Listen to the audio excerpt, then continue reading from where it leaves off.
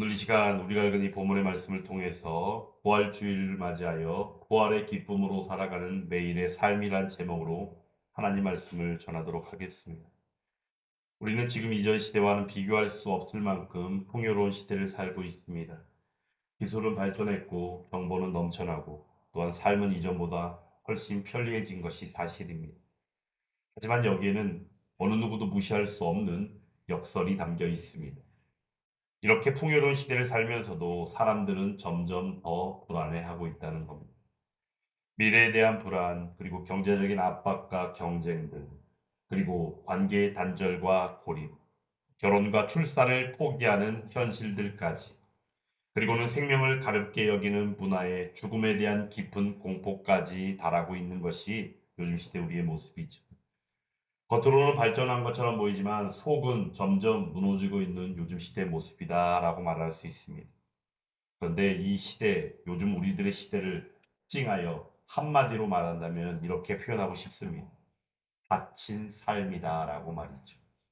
사람들은 마음을 닫고 살아갑니다. 타인에게도, 미래에게도, 그리고 심지어 하나님 앞에서조차도 마음을 닫고 살아갑니다. 오늘 우리가 읽은 이 본문 가운데 본문 속의 제자들의 모습이 바로 그러했습니다.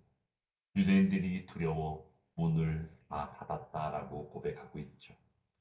단순하게 그냥 물리적인 보이는 문을 닫은 것이 아니더라라는 겁니다. 그들의 존재 자체가 사람들 가운데서 닫혀 있었더라라는 거죠. 십자가 때문입니다. 예수님이 달려 죽으신 그 십자가. 그리고 그 십자가는 결국 그들이 느낄 때 실패한 모습 가운데 한 부분으로 여겨졌고, 또한 그 일들 속에서 그들이 늘 기대했던 모든 것들이 무너져 내렸다라고 그들이 생각하고 있기 때문입니다. 오늘 우리가 살아가는 삶 속에서의 우리들도 그러한 문제를 가지고 있습니다. 부활이 없는 십자가만 남아 있는 것 같고, 때로는 십자가는 보이지만 부활은 믿어지지 않는 상태와 같은 것들. 그러므로 우리의 삶은 무너지고 마음은 닫혀버렸고 우리의 존재 자체도 위축되어져 버렸다라는 겁니다.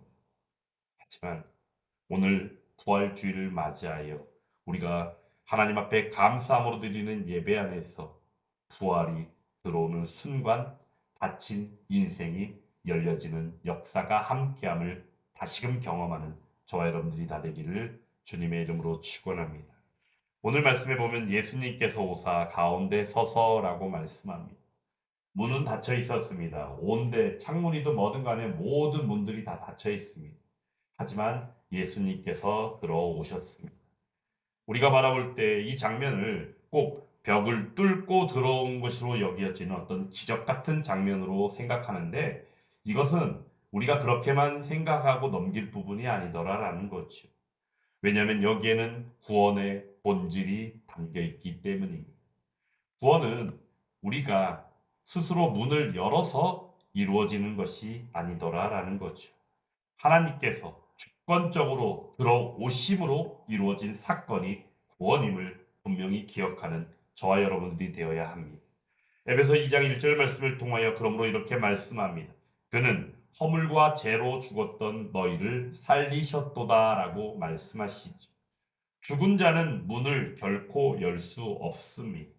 그러므로 그 죽은 자를 살리시기 위하여 하나님께서 친히 들어오셔야 한다는 것을 우리는 기억해야 하는 것이죠. 오늘 이 시대도 동일한 줄 압니다. 우리의 마음이 닫혀 있다 할지라도, 우리의 삶이 무너져 있다 할지라도, 우리가 하나님을 찾지 못한다 할지라도 하나님께서 우리를 찾아오시는 줄 믿습니다. 바로 이것이 무엇일까요? 우리가 그렇게 기대하고 소망하는 은혜다라는 겁니다.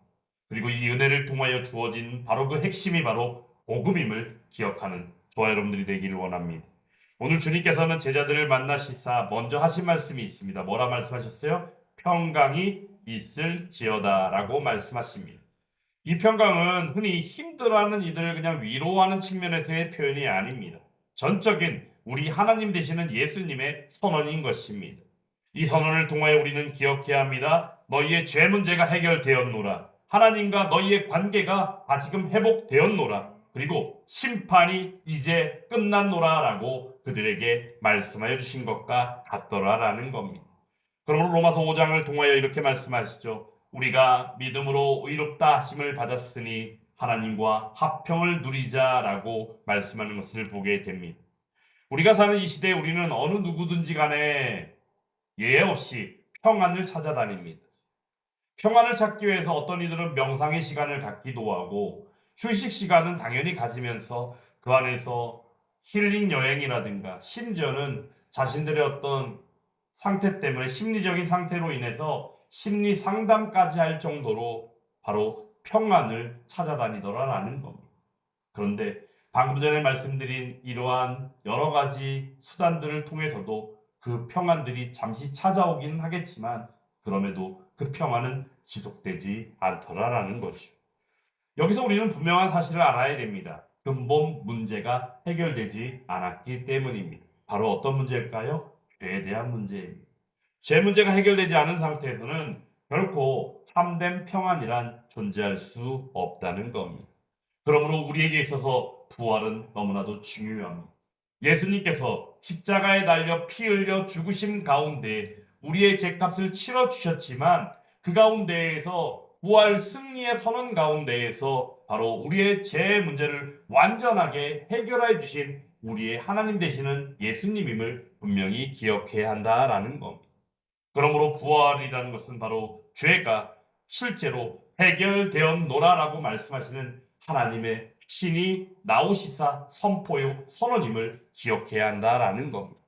오늘 본문 가운데 이렇게 말씀합니다. 제자들이 주를 보고 어떻게 기뻐하더라라고 말씀합니다. 부활의 기쁨은 어떤 환경의 변화로서가 아닙니다. 존재 자체에서 나오는 것임을 우리는 기억해야 합니다. 실제 제자들이 있는 가운데 그들의 상황은 변하는 것이 있습니까? 결코 변하는 것이 없습니다. 여전히 위험해 보입니다. 여전히 세상은 그들에게 적대적일 것입니다. 하지만 그들은 어떻게 했어요? 기뻐했습니다. 주를 보았기 때문입니다. 오늘날 우리들은 이렇게 생각하죠. 상황이 좋아지면 우리는 기쁨을 찾을 수 있을 거라고 말하지만 성경은 지속하여 말씀하는 내용이 바로 무엇입니까? 주를 통하여 우리 예수님이 함께 계심으로 말미암아 기뻐하다라고 말씀하고 있습니다. 그러므로 예수와 함께 교회는 늘 예수 그리스도와 함께함이 기쁨입니다를 되뇌이며 살아가고 있는 줄 믿습니다. 이 차이는 너무나도 엄청나다라는 거죠. 요즘 시대 우리들이 모습을 보면 어때요? 조건이 무너지면 그냥 같이 무너져 버리죠. 환경이 흔들리면 그냥 같이 송두리째 흔들려 버립니다. 하지만 부활을 믿는 사람들은 어때요? 어느 누가 무엇이라 말하든 간에 우리의 기쁨의 근원이 오직 예수님이기 때문에 우리는 흔들릴 이유도 요동할 필요도 없음을 기억하는 저와 여러분들이 되기를 원합니다. 그러므로 요한복음 16장 22절 말씀에서 이렇게 말씀합니다. 지금은 너희가 근심하나 내가 다시 너희를 보리니 너희 마음이 기쁠 것이요 너희 기쁨을 빼앗을 자가 없으리라 라고 말씀하여 주셨습니다. 오늘 제자들이 예수님이 미리 말씀하신 것처럼 그들이 다시 예수님을 보았습니다. 그러므로 그들이 지금 기뻐하고 있는 것입니다. 여기서 우리는 분명한 사실, 우리 하나님은 말씀을 통하여 주신 바 그 약속이요 그 말씀을 반드시 실현하시고 이루시며 지켜주시더라라는 겁니다. 그러므로 부활주의를 맞이하여 우리가 다시금 기념하고 함께 감사하며 예배를 드리고 있지만 부활을 마주하고 있는 우리들은 과연 그러면 어떻게 살아야 하겠는가? 부활을 믿는 사람들은 어떻게 살아야 하겠는가? 우리가 늘 알고 있는 것 같지만 다시금 말씀을 통하여 새기고 그 삶을 다시금 회복할 수 있기를 간절히 원합니다. 첫 번째로는 불안이 아니라 섭리 가운데 살아가야 합니다. 현대의 사람들은 어때요? 현재에도 만족하지 못하고 미래에 대해서조차도 미리 준비하고자 합니다. 이것을 저는 통제라는 표현을 쓰고 싶습니다. 현대인은 미래에 대해서 통제하려고 한다는 겁니다. 그러면 미래를 준비하는 마음으로 여러 가지 일들을 하죠. 계획을 잡기도 하고 경제적으로 물질적으로 재테크를 하는 수단을 동원하기도 하고 또한 보험을 들기도 하고 그러므로 여러 가지 일들을 통하여 준비하고 나아갑니다. 하지만 우리들의 마음 가운데 늘 어떤 게 존재해요? 불안해한다라는 겁니다. 이유는 간단합니다. 미래는 우리가 통제할 수 있는 것이 아닙니다. 우리가 어느 정도는 준비하고 나아간다고 할지라도 불안해하는 이유는 미래는 불확실한 것이 당연하며 통제할 수 없기 때문입니다. 우리들이 얼마나 연약한데 연약한 우리들이 어찌 하나님의 주권하심 가운데 있는 그 시간인 미래를 통제할 수 있겠습니까? 그러므로 성경에서는 우리에게 이렇게 미래에 대한 내용들 하나하나를 말씀해 주실 때에 잠언 16장 9절을 통하여 사람이 마음으로 자기의 길을 계획할지라도 그 걸음을 인도하시는 분은 누구시다? 여호와 하나님이시다라고 말씀하여 주시더라라는 겁니다. 그러므로 미래를 준비하는 것 자체가 죄가 되는 것은 아닙니다. 어느 정도 준비는 필요할 수 있겠지요. 하지만 미래를 준비하면서도 그 가운데 우리가 내가 다 할 수 있다라고 여기면 곤란하다라는 겁니다. 어찌되었건 모든 것들을 주관하시는 우리 하나님 앞에 내어 맡겨드리는 것이 바로 믿음이며 하나님의 자녀된 삶이더라라는 거죠. 그러므로 부활을 믿는 사람은 어떠해야 합니까? 실제 그들의 삶 가운데는 미래를 붙잡기 위한 부활로서의 시작이 아니라 바로 변함없이 전적으로 하나님을 신뢰하는 요동하지 않는 믿음이요 확신 가운데 있는 그들의 삶이 요구되어지더라라는 겁니다. 이것이 바로 우리가 고백하는 하나님의 섭리요 그 섭리를 믿는 신앙임을 기억하는 저와 여러분들이 되어야 합니다. 그리고 두 번째로는 생명을 결코 가볍게 여기지 않습니다. 우리가 살아가는 시대는 생명을 너무 가볍게 여기는 경향이 있습니다. 낙태 문제를 언급한다거나 아니면 생명을 경시하는 범죄들이 나타나고 출산을 기피하고 그리고는 심지어 인간 사람을 도구화하는 일들까지 나타납니다. 하지만 부활을 통해서 하나님께서는 말씀하여 주십니다. 생명은 하나님께 속했다는 것을 다시금 분명하게 보여주십니다. 창세기 2장 7절 말씀에 생기를 그 코에 불어넣으시니 사람이 생명이 되니라 라고 말씀합니다. 즉 하나님이 생명 되셨음을 우리에게 말씀해 주시는 겁니다. 그리고 또한 부활을 통하여 그 생명이 영원하다는 것을 우리에게 말씀하여 주고 계시는 겁니다. 그러므로 부활을 믿는 신앙이라면 우리는 생명을 존중해야 합니다. 그리고 그 생명 가운데 책임 있는 삶이 우리에게 요구되어지고 있음을 분명히 기억해야 합니다. 그리고 세 번째로는 고난이 있다 할지라도 결코 무너지지 아니합니다. 현대를 살아가면서 우리는 너무나도 많은 어려움을 직면하고 살아갑니다. 예전에는 알지 못했던 어려움들도 겹쳐 있는 것 같습니다. 그러므로 우리는 고난을 늘 피하려 하지요. 하지만 현실은 결코 그렇지 않습니다. 어느 때 갑자기 찾아오는 질병이 있고 각종 생각지 않았던 실패들이 나타나고 심지어는 가족 간에도 관계의 아픔들이 나타납니다. 그리고는 죽음까지도 우리에게는 두려움이요 고난으로 여겨질 수밖에 없습니다. 하지만 이 부활이 고난을 제거한다고 여기지 마시기 바랍니다. 부활 자체가 우리에게 고난을 없애는 것이 아닙니다.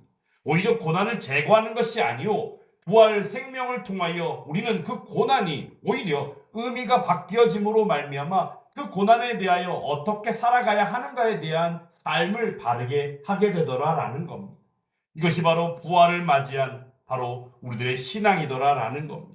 그러므로 로마서 8장 18절 말씀에서는 이렇게 말씀하죠. 현재의 고난은 장차 우리에게 나타날 영광과 비교할 수 없도다라고 말씀합니다. 그러므로 부활을 맞이한 가운데 우리의 삶은 마땅히 고난은 있습니다. 하지만 그 고난으로 말미암아 쉽게 무너질까요? 무너지지 아니합니다. 이유는 바로 뭐예요? 그 고난을 능히 이기게 하시는 우리의 하나님을 전적으로 신뢰하고 믿으며 나아가기 때문입니다. 그러므로 사랑하는 여러분, 고난이 있으십니까? 힘듦이 있습니까? 어려움이 있습니까? 하나님 앞에 맡겨드리기 원합니다. 또한 부활 생명 되신 우리의 예수님 앞에 온전히 모든 것을 내어 맡겨드릴 때 주님께서는 그것을 능히 이기고 살아가게 하실 줄 믿습니다. 그리고 마지막 네 번째로는 매일을 새롭게 시작해야 합니다. 부활은 우리가 생각할 때 과거의 사건으로 여깁니다. 어떤 이들은 그렇게 생각하죠. 그러므로 우리가 사도신조의 고백 가운데에도 늘 고백하는 내용들이 근데 현재형으로 있는 이유가 바로 그러한 이유입니다. 과거의 사건이 아니다라는 현재의 능력임을 믿으시기 바랍니다. 그러므로 사도신조의 고백 안에서도 그 내용들을 보시면요. 과거형으로 나타난 게 한마디도 없습니다. 다 현재요, 미래지향적인 내용들입니다.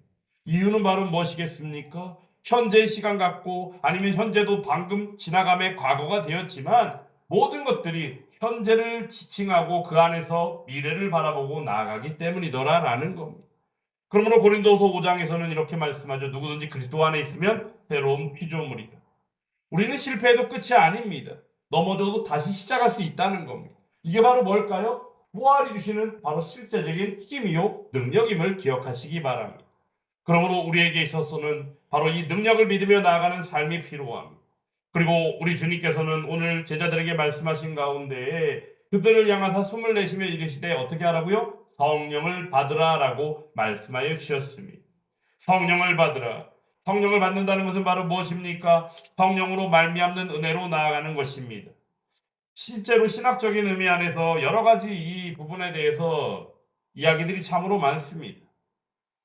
실제 오늘 우리가 읽은 23절의 말씀, 너희가 누구의 죄든지 사하면 사하여질 것이요 누구의 죄든지 그대로 두면 그대로 있으리라 하시니라, 이 말씀이 실제 로마 카톨릭 교회에서는 고해 성사에 해당되는 내용이 이 말씀을 전제로 하여 말하고 있더라라는 겁니다. 그러므로 그들은 말씀을 연구하고 말씀을 알며 그 안에서 또한 믿음으로 신앙으로 본이 되고 또한 성령을 받았기에 그들이 나아가는 바 어느 누구의 이야기를 듣고 그것이 합당하면 하나님이 용서해 주실 것이라 선언하고 그것이 뭔가가 아니면 그들의 죄가 그대로 그냥 있게 되어지는, 그러면 고해성사의 이유를 바로 여기에서 찾더라라는 거죠. 하지만 결코 이 말씀은 그러한 의미가 아님을 여러분들이 기억하시기 바래요. 이유인즉슨은 바로 성령을 받는다는 것은 바로 무엇이겠습니까? 또한 이 말씀에 대한 신학적인 의미 안에서 주석학자들의 내용이 서로 간에 다른 의미가 바로 무엇이냐면 제자들이 사도들이 과연 성령을 언제 받았느냐에 대한 시점의 문제를 가지고 또한 논하는 것을 보게 됩니다. 성령을 언제 받았느냐? 그러면 이 말씀을 받은 바 예수님이 부활하셔서 처음으로 제자들에게 보이신 가운데 그들이 성령을 받았을 것이라고 여기는 이들이 있고, 또한 우리가 기억하는 것처럼 오순절 마가의 다락방에서 성령 강림의 역사를 통하여 성령을 받았다라고 시점을 이야기하는 이들이 있습니다. 그런데 중요한 것은 성령을 받았다라는 것에 대한 그 시점이 언제인가가 중요합니까? 중요한 것은 성령을 받았다는 의미는 무엇이냐? 하나님의 은혜를 입어 구원받았으며 구원의 은혜를 입어 살아가매 그들 가운데는 늘 성령이 함께 하심을 기억해야 하더라라는 겁니다. 그러므로 성령이 함께 할 때에 바로 하나님께서는 친히 우리를 심판하시는 우리의 심판자이시기도 하지만 우리의 죄를 사해 주시는 구원자 되시는 우리의 하나님이심으로 말미암아 그 은혜가 베풀어짐을 기억해야 된다라는 겁니다. 그러므로 우리가 사는 모든 것들이 다 닫혀버린 상태가 된 것이 죄에 대한 문제 인식이 사라졌기 때문으로 여겨짐으로 말미암아 우리 주님께서 보내시겠다고 약속하신 성령이 바로 우리들이 살아가는 바 죄사함의 은혜 안에서 옛사람이 죽고 새사람이 살아나는 역사를 통하여 우리가 누리게 되어지는 은혜임을 다시금 기억해야 한다라는 겁니다. 그러므로 사랑하는 여러분, 모든 것이 열려있는 평강의 은혜를 성령을 받음으로 말미암아 누리게 되어지기를 주님의 이름으로 축원합니다. 이것이 바로 무엇입니까? 부활 생명으로 인한 은혜요 우리에게 베푸시는 유익임을 기억해야 하더라라는 겁니다. 부활은 성경이 말씀하는 교리적인 개념으로서만이 아닙니다. 부활은 능력임을 믿으시기 바랍니다. 부활은 두려움을 이기게 할 줄 믿습니다. 부활은 불안을 이기게 할 줄 믿습니다. 부활은 죄를 이기게 한 줄 믿습니다. 그러므로 부활은 궁극적으로 죽음조차도 이기게 한 줄 믿습니다. 그러므로 부활을 믿는 사람은 어떻게 살아야 합니까? 닫힌 삶이 아니라 열린 삶을 살아야 합니다. 두려움이 아니라 평강이요 절망이 아니라 소망이 함께하는 삶을 말입니다. 그러므로 매일매일을 현실을 이기는 능력 되시는 부활의 기쁨으로 살아가는 저와 여러분들이 다 되시기를 주님의 이름으로 축원합니다.